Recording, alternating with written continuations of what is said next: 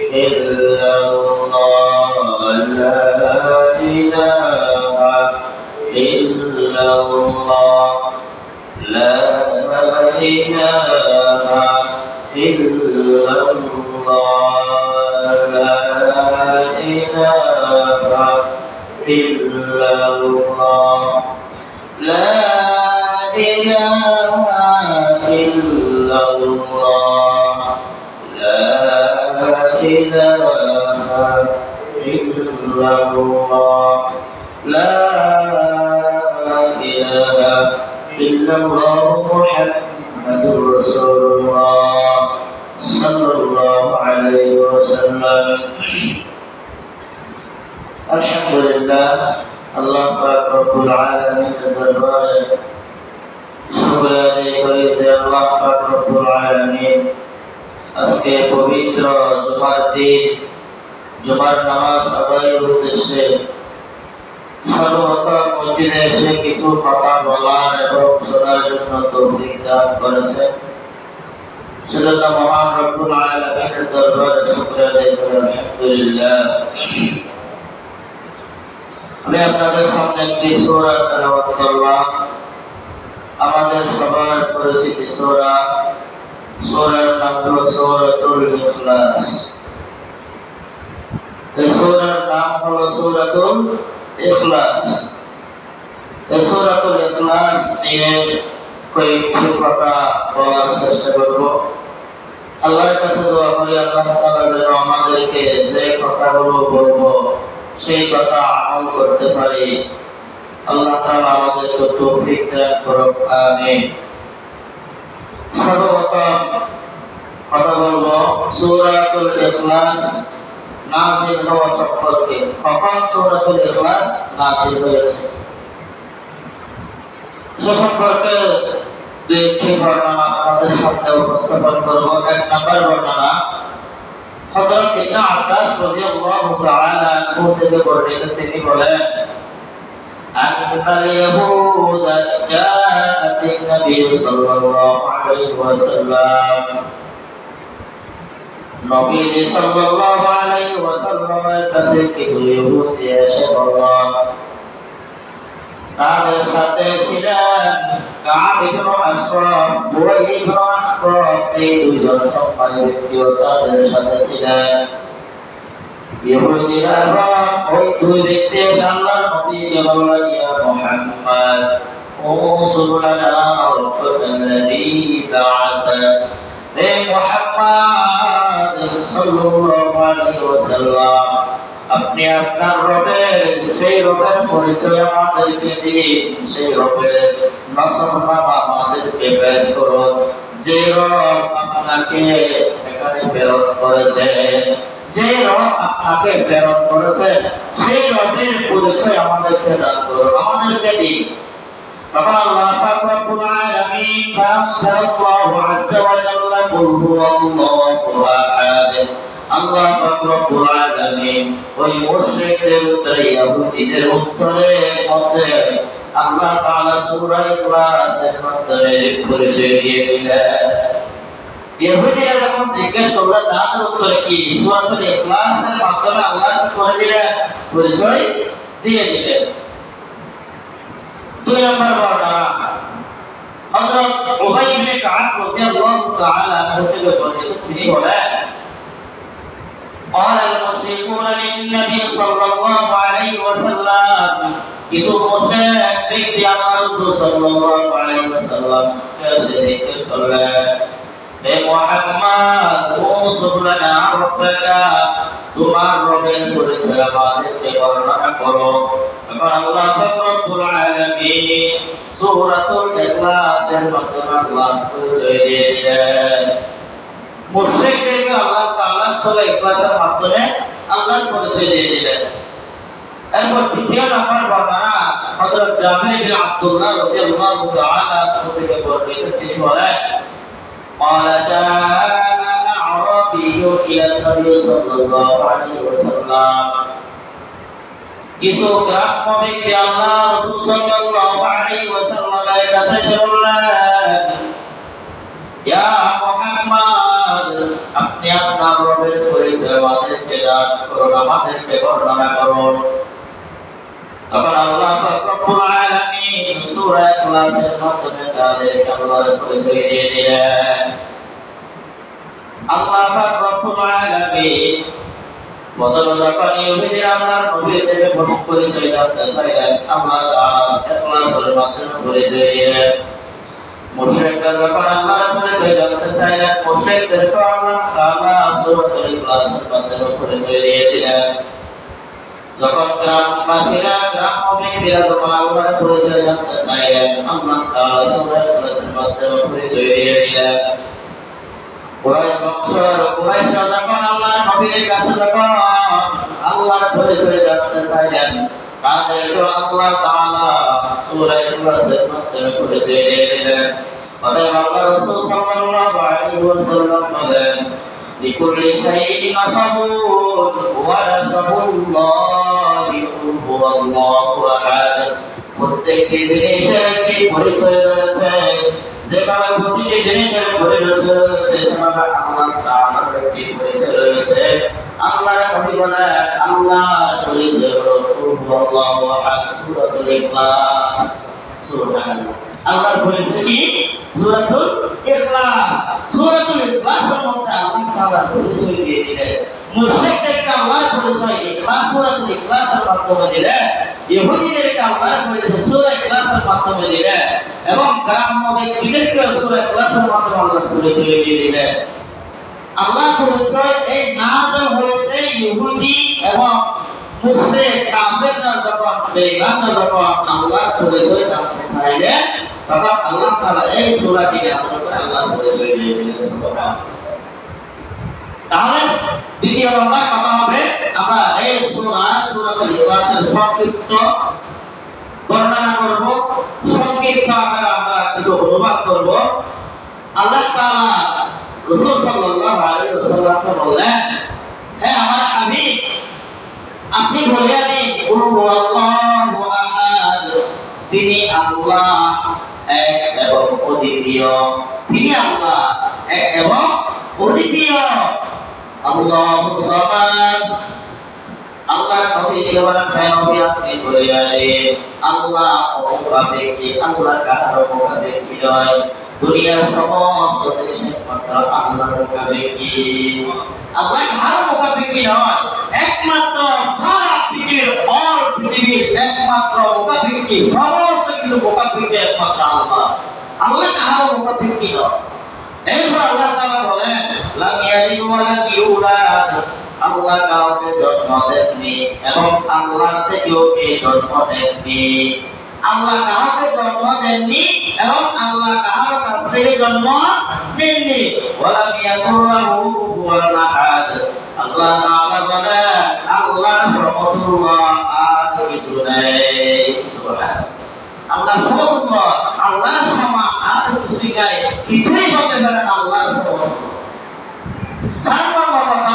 অনুবাদ হলো, আল্লাহ তাআলা নবীকে বললেন, হে নবী আপনি বলিয়া দিন তিনি আল্লাহ এক এবং অদ্বিতীয়, তার কোনো শরীক নেই, তিনি অদ্বিতীয়, তিনি কাহারও মুখাপেক্ষী নন, সব কিছু একমাত্র মুখাপেক্ষী, আল্লাহর মুখাপেক্ষী। তার কোনো সন্তান নাই, আল্লাহর সন্তান সন্ততি নাই, আল্লাহ কাউকে জন্ম দেন নাই এবং আল্লাহ কারো কাছ থেকে জন্ম নেন নাই। মক্কার কিছু কাফের ইহুদি খ্রিস্টান বেঈমানরা বলে আল্লাহর নাকি সন্তান রয়েছে। নাউযুবিল্লাহ। আল্লাহ কি রয়েছে? সন্তান রয়েছে। এই কথা বলতো আল্লাহ তাআলা জানায় দেন, তাদের দিয়া বলে জানান, ওয়াল্লাহু রহমান ওয়ালাদা। কাফের মুশরিক ইহুদিরা বলতো, মক্কা দয়াময় আল্লাহ নাকি সন্তান গ্রহণ করেছে। নাউযুবিল্লাহ। দয়াময় আল্লাহ নাকি সন্তান গ্রহণ করেছে। এই কথা বললো, তাদের উত্তর আল্লাহ তাআলা তাদেরকে বললেন, লাকাদ জিতুম শাইআন ইদা, তোমরা নিশ্চয় তোমরা একে একে ভয়ঙ্কর কথা উপস্থাপন করেছো। কেমন কথা? আল্লাহর সন্তান রয়েছে, এটা কি সাধারণ কোনো কথা? এটা ভয়ঙ্কর কথা। আল্লাহ নিজে বললেন, নিশ্চয় তোমরা এক ভয়ঙ্কর কথা তোমরা উপস্থাপন করেছো। কেমন ভয়ঙ্কর? আল্লাহ তাআলা জানেন, তাকালু সামাওয়াত وتنشق الأرض وتهد الجبال حتى আল্লাহ তাআলা জানেন যদি কোনো ব্যক্তি যদি বলে আল্লাহর সন্তান রয়েছে তখন আসমান যখন কথাটা শুনে আসমান ফেটে যাওয়ার উপক্রম হয়, জমিন যখন কথাটা শুনে জমি ফেটে যাওয়ার উপক্রম হয়, বিদীর্ণ হয়ে যাওয়ার উপক্রম হয়ে যায়। যখন পাহাড় পর্বত যখন ওই কথাটা শুনে পাহাড় পর্বত টুকরো টুকরো ভাগির মতো হয়ে যাওয়ার উপক্রম হয়ে যায়। নাউযুবিল্লাহ। শুধুমাত্র আসমান ফেটে যাওয়ার উপক্রম হয়, জমিন বিদীর্ণ হয়ে যেতে চায় এবং পাহাড় পর্বত টুকরো টুকরো হয়ে যেতে চায়। এমন একটি ভয়ঙ্কর কথা তোমরা উপস্থাপন করেছ। কারণ কেন উপস্থাপন, কেন আসমান ফেটে যেতে চায়, জমিন কেন ফেটে যেতে চায়? আল্লাহ তাআলা বলেন আত-তা'আউলির রহমানি ওয়ালাদা, তারা যে বলল দয়াময় আল্লাহর জন্য সন্তান সাব্যস্ত করেছে, দয়াময় আল্লাহর জন্য তারা সন্তান সাব্যস্ত করেছে, সেজন্য আসমান এবং জমিন পাহাড় পর্বত সব কিছু ধ্বংস হয়ে যেতে চায়। এমন ভয়ঙ্কর কথা কাফেররা যখন বলতো আল্লাহ তাআলা তাদের উত্তরে সেটা বললেন এবং আল্লাহ তাআলা বলেন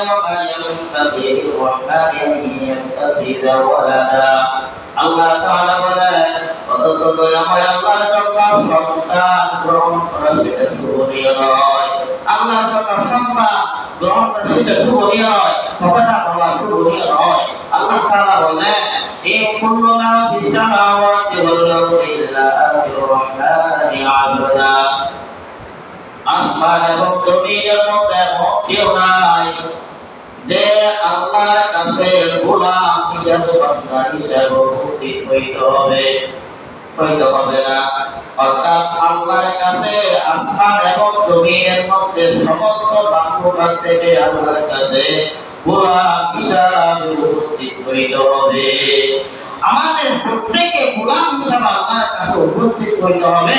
আল্লাহ তাআলা বলেন লাকাদ সাহা ওয়া আদাহুম আদা, আমি প্রত্যেকজনকে আমি পরিবেশন করে রেখেছি, এক এক করে আমি তাদের একজন করে আমি গণনা করে রেখে দিয়েছি। এবং আল্লাহ বলেন ওয়া কুল্লুহুম আয়াতি ইয়াউমাল কিয়ামাতি ফারদা, আমি কিয়ামতের দিন একজন করে আমার কাছে উপস্থিত হইতে হবে, একজন করে আমার কাছে আমি আল্লাহর কাছে উপস্থিত হইতে হবে। এখন যারা বলবো আল্লাহ সন্তান রয়েছে, তাদের কারণে আসমান জমিন পাহাড় পর্বত বিদীর্ণ হয়ে যেতে চায় এবং তাদের কারণে ওই কথা বলার কারণে দয়াময় আল্লাহর কাছে সবার থেকে একটি হিসাব দিতে হবে, বান্দা হিসাবে গোলাম হিসাবে উপস্থিত হইতে হবে। কিয়ামতের দিন আল্লাহ তাআলা সবাইকে এক একজন করে রাখবে। আমাদের প্রত্যেকজনের লিস্ট আল্লাহর কাছে লিপিবদ্ধ আছে। কিয়ামতের দিন যখন একজন করে রাখবে, টাকার পর যদি আল্লাহ জিজ্ঞেস করে তুমি না বলছো আমার আল্লাহ আমি আল্লাহর সন্তান রয়েছে, তখন তোমরা কি উত্তরটা দিলা? তোমার কি উত্তর আছে আল্লাহকে দেওয়ার জন্য যখন কিয়ামতের দিন একজন করে রাখবে? অতএব আল্লাহ তাআলা বলেন আন্না ইয়াকুনু লাহু ওয়ালাদুন ওয়া লাম তাকুন লাহু সাহিবা, আল্লাহ তাআলা বলেন আমি কিভাবে সন্তান জন্ম গ্রহণ, আমি কিভাবে সন্তানের বাড়ি করব, সন্তান আমি কিভাবে জন্ম দিব? আমার তো স্ত্রীও তো নাই, আমি কিভাবে সন্তান জন্ম দিব? কাদেরকে বললেন? কথাটা কাফের মুশরিক, মক্কা কাফের মুশরিক ইহুদিকে বললেন। এজন্য আল্লাহ তাআলা সূরা ইখলাসের মধ্যে জানিয়ে দিলেন লাম ইয়ালিদ ওয়া লাম ইউলাদ, আল্লাহ কাউকে জন্ম দেন নাই এবং আল্লাহও কারো কাছ থেকে জন্ম নেন নাই। সুবহানাল্লাহ, আল্লাহ কাউকে জন্ম দেন নাই, আল্লাহ কারো কাছ থেকে জন্ম দেন নাই। আল্লাহ তো আল্লাহ সব কিছুর মালিক, সব কিছু সৃষ্টি করেছেন একমাত্র কে? আল্লাহ। একমাত্র আল্লাহই সব কিছু সৃষ্টি করেছে, আমাদেরকে সৃষ্টি করেছেন একমাত্র আল্লাহ। আল্লাহ তাআলা আমাদেরকে বুঝার তৌফিক দান করুন, আমিন। তৃতীয় নাম্বার বয়ান। এখন আমরা জানবো তৃতীয় নাম্বার কথা সূরা ইখলাসের।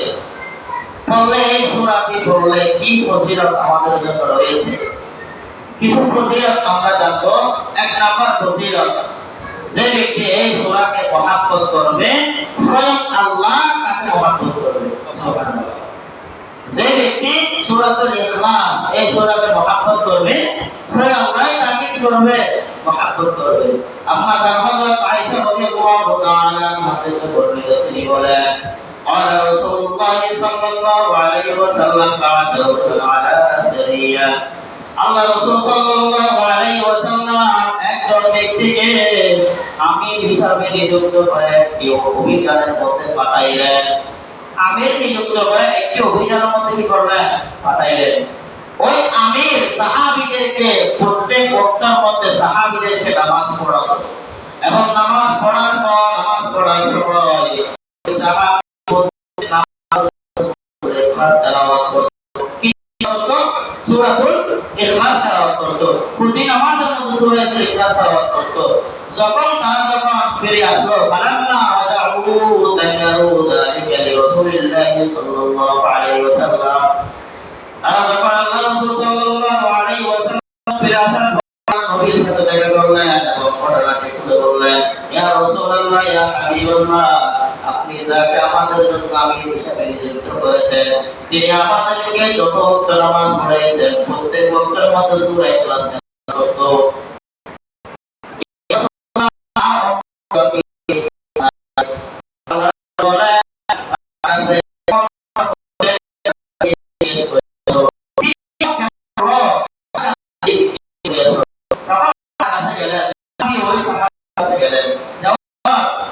তিনি বললেন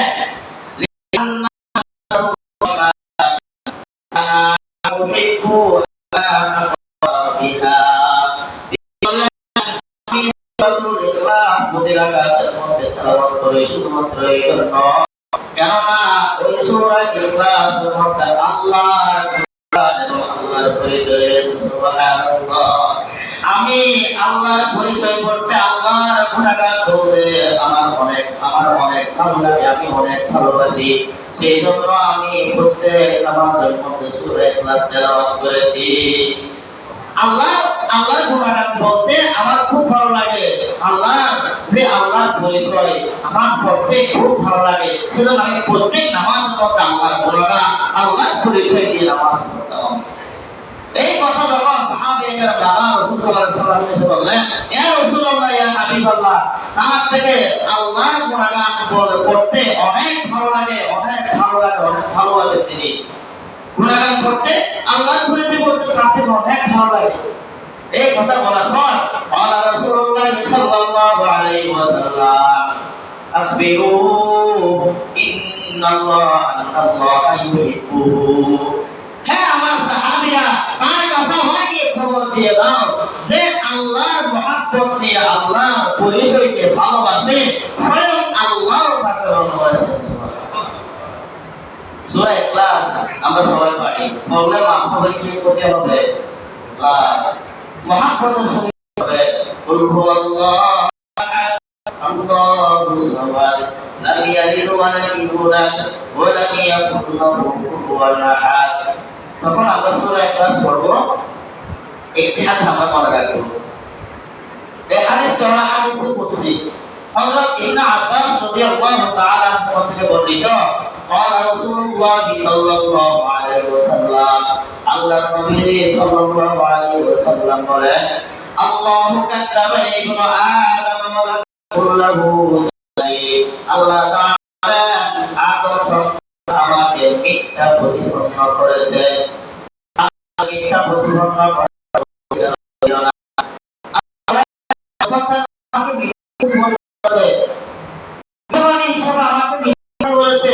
আমি অধিকার আমাকে দেব না, আমাকে মিথ্যা বলতে হবে তাদের কোনো অধিকার ছিল না। ভয়ানক ভাষা বাণী আমাকে সন্তান দিয়েছে, অতএব আমাকে গালি দেওয়ার আদম সন্তানের অধিকার ছিল না। এবং আল্লাহ তাআলা কিভাবে মিথ্যা প্রতিপন্ন করলেন? আল্লাহ তাআলা বলেন, ফাআম্মা তাকদিবুহু ইয়া ফাযআমা আন্নী লা আকদিরু আন উঈদুহু কামা কান। আদম সন্তানকে আমি দুনিয়ার মধ্যে প্রেরণ করলাম, দুনিয়া থেকে যখন আমার যখন মৃত্যু হয়ে যাবে, চলে যাবে, দুনিয়া থেকে যখন চলে যাবে, খবরের মধ্যে নাকি আমি আদম সন্তানদেরকে আমার জীবিত করতে পারবো না, আদম সন্তান সেটা আমাকে মিথ্যা প্রতিপন্ন করেছে। এই আমাদেরকে হায়াত দিলেন, হায়াত দেওয়ার পর আমাদের দুনিয়ার মধ্যে পাঠাইলেন, অল্প কিছু হায়াত থাকবো, এরপর আবার দুনিয়া থেকে চলে যাব, চলে যাওয়ার পর আবার জীবিত হইতে হবে। কিছু আদম সন্তান আমাকে, আমি নাকি আবার জীবিত করতে পারবো না, সেটা বলে বলে আমাকে মিথ্যা প্রতিপন্ন করে, মিথ্যা অপবাদ দেয় আমার নামে। আল্লাহ বলেন কেমন কথা দেখেন, যে যদি কোনো মানুষ একটা জিনিস বানাইলো, যে ব্যক্তি এই টুলটা টেবিলটা বানাইছে, হ্যাঁ, প্রথম বানাইতে কষ্ট হয়েছে, দ্বিতীয়বার যদি সে বানায় তার কষ্ট আগের মতো হবে?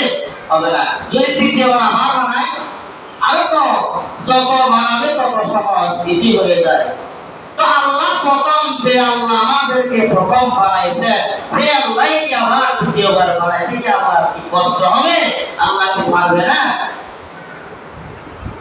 কিন্তু আল্লাহ তাআলা বলেন আদম সন্তানের মধ্যে অনেক আছে, আমাকে আমি নাকি আর পরকালে নাকি আর জীবিত করতে পারবো না, আর নাকি তাকে বানাইতে পারবো না।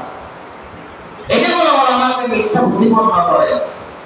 আর অনেক ধরনের মানুষদেরকে দেখা যায় আগুনে ঘোরার পর নদীর মধ্যে, ছাগলগুলো নদীর মধ্যে ফেলে দেয়, পানির সাথে মিশিয়ে দেয়। তারা তার থেকে জিজ্ঞেস করা হয় কেন? ওই দুনিয়ার মধ্যে শাস্তি দিয়ে দিছি, এখন আল্লাহ নাকি, তারা বলে আল্লাহ নাকি আর ছাগলগুলো একত্রিত করতে পারবে না, মুসলিম এরকম কথা বলে। কিন্তু আল্লাহ তাআলা কোরআনের মধ্যে জানায়া দেন, আয়াহসাবুল ইনসানু আল্লান নাজমা ইযমা। আল্লাহ তাআলা বলেন মানুষ কি মনে করে যে আমি তার অস্তিত্বগুলোকে একত্রিত করতে পারবো না, আমি কি একত্রিত করতে পারবো না? মানুষ কি মনে করে? আল্লাহ তাআলা উত্তর দিয়ে দিলেন, বালা, আমি অবশ্যই মানুষের হাত মাত্রগুলো একত্রিত করব। টুকরো টুকরো করে যদি নদীর মধ্যে যদি এক একটা যদি এক এক দেশের মধ্যে যদি ফেলে রাখে, আমি আল্লাহ কোন কারণের সাথে সাথে সব পুরো আবার একত্রিত হয়ে পূর্ণ মানুষ হয়ে যাবে। আমি অবশ্যই পারবো, বালা, আমি অবশ্যই পারবো, জানি করে ফেলে দাও, আমি অবশ্যই একত্রিত করতে পারবো। আল্লাহ তাআলা বলেন আমি অবশ্যই পারবো, অবশ্যই আমি পারি। এবং আরো বলেন কাদিরিনা আলা আন মুসাউবিয়া বানানা, এমনকি আমি আল্লাহ তোমাদের তার আঙ্গুলের অগ্রভাগ পর্যন্ত আমি আগের মতো পুনরায় গঠন করতে পারবো। সুবহানাল্লাহ। এই আমাদের আঙ্গুল দেখেন, এক হাতের মধ্যে 10টা, দুই হাতের মধ্যে 10টা আঙ্গুল রয়েছে। এই 10টা আঙ্গুল, প্রত্যেকজন থেকে 10টা করে আঙ্গুল রয়েছে। কত হাজার কোটি কোটি মানুষ রয়েছে। এই পর্যন্ত দুনিয়া যখন সৃষ্টি হয়েছে তখন থেকে নিয়ে এই পর্যন্ত কেউ বলতে পারবে দুই জনের আঙ্গুলের ছাপ এরকম হয়েছে? পারবে? কেউ পারবে? আমি আল্লাহ যেমন দুনিয়ার মধ্যে আঙ্গুলের ছাপ, একজনের আঙ্গুলের ছাপ আরেকজনের সাথে মিলে নাই, আমি আল্লাহ আবার পুনরায় সেভাবে আমি সৃষ্টি করতে আমি সক্ষম। আমি আমার সৃষ্টি করতে হবে। অথচ বলি আদমের কিছু সন্তান আমাকে কি দেয়? মিথ্যা অপবাদ, আমি নাকি পারবো না। তাহলে গালি কিভাবে দেয়? আল্লাহ তাআলা বলেন ওয়া আম্মা সাতামাহু ইয়া ফাকুলুনি ওয়ালাদুন, আমাকে আদম সন্তানগণ আমাকে গালি দেয়, আমার নাকি সন্তান রয়েছে, আমার সন্তান রয়েছে বলে বলে এই কথা বলে বলে আমাকে গালি দেয়। অর্থাৎ সন্তান রয়েছে কথাটা বলা মানে হলো আল্লাহকে গালি দেওয়া। আল্লাহ সন্তান রয়েছে কথাটা মানি বলা মানে হলো আল্লাহকে কি দেওয়া? গালি দেওয়া। অথচ ফাসুবহানি, আল্লাহ তাআলা বলেন আমি সন্তান গ্রহণ করা এবং স্ত্রী গ্রহণ করা থেকে আমি আল্লাহ পবিত্র। সন্তান গ্রহণ করা থেকে আমি আল্লাহ পবিত্র, স্ত্রী গ্রহণ করা থেকে আমি আল্লাহ পবিত্র। তারপরও কিছু বলি আদমের সন্তানগণ আমাকে গালি দেয়, সন্তান আছে বলে বলে। আল্লাহ তাআলা আমাদেরকে হেদায়েতের উপর অটল থাকার তৌফিক দান করুন। আমিন। দুই নাম্বার, তাহলে এক নাম্বার ফজিলত, যে ব্যক্তি মুহাব্বতের সাথে সূরা ইখলাসকে মুহাব্বত করবে, স্বয়ং আল্লাহ তাকে মুহাব্বত করবে। দুই নাম্বার ফজিলত, যে ব্যক্তি সূরা ইখলাস তেলাওয়াত করে তার জন্য জান্নাত ওয়াজিব হয়ে যায়। সূরা ইখলাস তেলাওয়াত করলে জান্নাত কি হয়ে যায়? ওয়াজিব হয়ে যায়। ছোট ছোট আমল, এগুলো আমাদের সবাই পারে, আমলগুলো আমরা করব। ছোট ছোট আমল আল্লাহ রাসূল সাল্লাল্লাহু আলাইহি ওয়াসাল্লাম বলেন, আবু হুরায়রা রাদিয়াল্লাহু তাআলা আনহু থেকে বর্ণিত হাদিসটি, তিনি বলেন, আকাবাতু মা রাসূলিল্লাহি সাল্লাল্লাহু আলাইহি ওয়াসাল্লাম, আবু হুরায়রা বলেন, আমি আল্লাহ রাসূল সাল্লাল্লাহু আলাইহি ওয়াসাল্লামের সাথে হাঁটতেছিলাম, গিয়েছিলাম, আমি আল্লাহ রাসূল সাল্লাল্লাহু আলাইহি ওয়াসাল্লামের সাথে গিয়েছিলাম। তখন যাওয়ার সময় ফাসামিআ রাজুলান ইয়াকরাউ কুল হুয়াল্লাহু আহাদ, হঠাৎ করে আল্লাহ রাসূল সাল্লাল্লাহু আলাইহি ওয়াসাল্লাম এক ব্যক্তি কুল হুয়াল্লাহু আহাদ সূরাতুল ইখলাস তেলাওয়াত করতে শুনলেন। এক ব্যক্তিকে সূরাতুল ইখলাস তেলাওয়াত করতে শুনলেন। তখন ফাকালা রাসূলুল্লাহ সাল্লাল্লাহু আলাইহি ওয়াসাল্লাম ওয়াজাবাত, আল্লাহর নবী বলেন ওয়াজিব হয়ে গেছে। কি বলেন? ওয়াজিব হয়ে গেছে। এখন শুধু বললেন ওয়াজিব হয়ে গেছে, কোরআন তেলাওয়াত শুনে বলেন ওয়াজিব হয়ে গেছে। আবু হুরায়রা রাদিয়াল্লাহু তাআলা আনহু জিজ্ঞেস করলেন, ইয়া রাসূলুল্লাহ মা ওয়াজাবাত, ইয়া রাসূলুল্লাহ কি ওয়াজিব হয়েছে? তখন আল্লাহর নবী বলেন ওয়াজাবাতিল জান্নাহ, আল্লাহর নবী বলেন যে ব্যক্তি সূরাতুল ইখলাস তেলাওয়াত করলো তার জন্য জান্নাত ওয়াজিব হয়ে গেছে। সুবহানাল্লাহ, তার জন্য কি ওয়াজিব হয়ে গেছে? জান্নাত ওয়াজিব হয়ে গেছে। অতএব যে ব্যক্তি সূরাতুল ইখলাস তেলাওয়াত করবে, আল্লাহর নবী বলেন তার জন্য জান্নাত ওয়াজিব হয়ে যাবে। আল্লাহ তাআলা আমাদেরকে বেশি বেশি আমল করার পড়ার তৌফিক দান করুন, আমিন। তিন নম্বর ফজিলত, قال رسول الله صلى الله عليه وسلم من قرأ قل هو الله أحد يختمها 10 مرات, যে ব্যক্তি সূরাতুল ইখলাস 10 বার পাঠ করবে, যে ব্যক্তি সূরাতুল ইখলাস 10 বার পাঠ করবে, আল্লাহর নবী বলেন বানাল্লাহু লাহু কসরান ফিল জান্নাহ, আল্লাহ তাআলা জান্নাতের মধ্যে একটি প্রাসাদ নির্মাণ করে দিবেন। সুবহানাল্লাহ, যে ব্যক্তি 10 বার সূরা ইখলাস তেলাওয়াত করবে, পাঠ করবে, একটি প্রাসাদ আল্লাহ জান্নাতের মধ্যে নির্মাণ করবে। এই আরেক অন্য বর্ণনার মধ্যে আছে, আরেক বর্ণনার মধ্যে আছে মুআয বিন আনাস আল-জুহানী রাদিয়াল্লাহু তাআলা থেকে বর্ণিত, তিনি বলেন রাসূলুল্লাহ সাল্লাল্লাহু আলাইহি ওয়াসাল্লাম বলেন মান ক্বারা কুল হুয়াল্লাহু আহাদ 10 মাররা, যে ব্যক্তি 10 বার সূরাতুল ইখলাস তেলাওয়াত করে আল্লাহু লাহু ফিল জান্নাহ কসরান ফিল জান্নাহ, আল্লাহ তাআলা জান্নাতের মধ্যে একটি প্রাসাদ নির্মাণ করে দিবে। ওয়া মান ক্বারাহা 20 মাররাতান আল্লাহু লাহু কসরান ফিল জান্নাহ, যদি কোন বান্দা যদি 20 বার সূরা ইখলাস তেলাওয়াত করে তার জন্য দুইটি প্রাসাদ নির্মাণ করবে। এবং আল্লাহর নবী বলেন ওয়া মান ক্বারাহা 30 মাররাতান, যদি কোন ব্যক্তি 30 বার পড়ে তাহলে তার জন্য বানাল্লাহু লাহু 30 কুসুরান ফিল জান্নাহ, তার জন্য আল্লাহ তাআলা জান্নাতের মধ্যে 3টি প্রাসাদ নির্মাণ করবে। সুবহানাল্লাহ। এই হাদিসটি শোনার পর উমাইর ইবনে খাত্তাব রাদিয়াল্লাহু তাআলা আনহু বলেন, ইয়া রাসূলুল্লাহ ইয়া হাবিবাল্লাহ, আমি তো বেশি বেশি তেলাওয়াত করব। কি বলবো? ইয়া রাসূলুল্লাহ, আমি তো বেশি বেশি তেলাওয়াত করব। তখন আল্লাহ রাসূল বলেন, আল্লাহ তুমি যত বেশি তেলাওয়াত করো না কেন, আল্লাহ কিন্তু দানশীল, উত্তম দানশীল, যত বেশি তেলাওয়াত করবে তত বেশি প্রাসাদ জান্নাতের মধ্যে হয়ে যাবে। সুবহানাল্লাহ। তাহলে 2 নম্বর 3 নম্বর ফজিলত হলো যে ব্যক্তি 10 বার সূরাতুল ইখলাস তেলাওয়াত করবে, জান্নাতের মধ্যে এক একটি প্রাসাদ আল্লাহ তাআলা নির্মাণ করে দিবেন। 4 নম্বর ফজিলত, যে সূরা ইখলাস তেলাওয়াত করে আল্লাহ নবী বলেন সেই ব্যক্তি কোরআনের 3 ভাগের 1 ভাগ সওয়াব পেয়ে যাবে। 3 ভাগের 1 ভাগ সমান পরিমাণ কিভাবে সওয়াব পেয়ে যাবে। আল্লাহ রাসূল সাল্লাল্লাহু আলাইহি ওয়াসাল্লাম সাহাবীদেরকে বলেন قال لأصحابه أيرشد أحدكم أن يقرأ بثلث القرآن في ليلة, আল্লাহর নবী বলেন সাহাবীদেরকে বললেন, হে আমার সাহাবী, তোমাদের মধ্যে কেউ কি এক রাতে কোরআনের 1/3 তৃতীয়াংশ 3/1 পড়তে কি অক্ষম? পারবে? তোমরা কি অক্ষম 3/1 প্রতি রাতে পড়তে? সাহাবীদের এই কথাটা কেমন জানি মানে কঠিন কঠিন মনে হলো।